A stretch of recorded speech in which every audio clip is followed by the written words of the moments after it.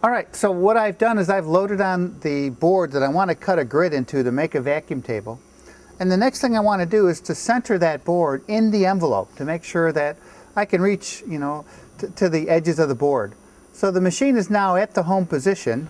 I'm using the arrow keys, the page down key and the shift button to move it close to the table.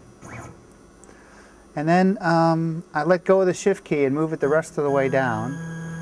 I want to make sure that the edge of my cutter can get past the edge of that board. It could obviously move to the edge of the board. I'm going to move it away from you a little bit. Okay, so I know that that's inside the envelope. I'm going to move up slightly. And I'm going to run down to the other end of the board.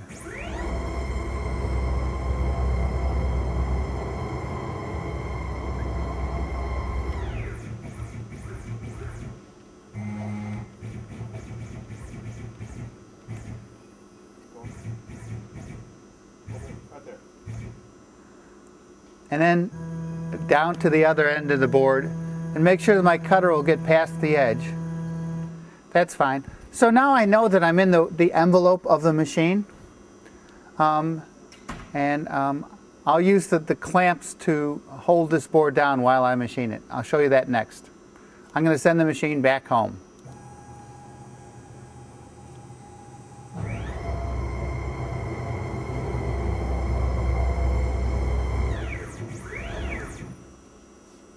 Okay, your T-slot machine was supplied with a number of these clamps.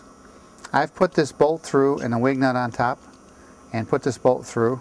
And what I want to do is use these clamps to hold the board down onto the table while I machine it, because I don't have vacuum yet. So I'm going to mechanically clamp the board down. I want to caution you that that program runs to within an inch of the edge. So when I clamp, I want to make sure that I avoid that 1 inch buffer. I'm going to clamp certainly less than an inch and tighten that down good.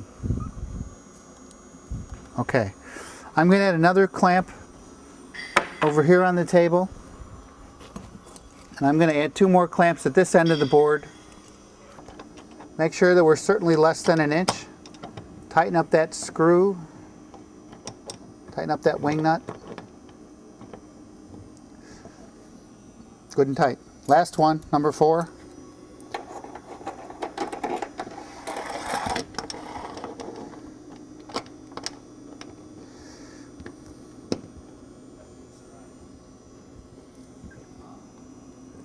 Okay, when you're all finished, give it a good push. Make sure that your board doesn't move. That'll be enough to hold it for machining of the grid. 4 clamps.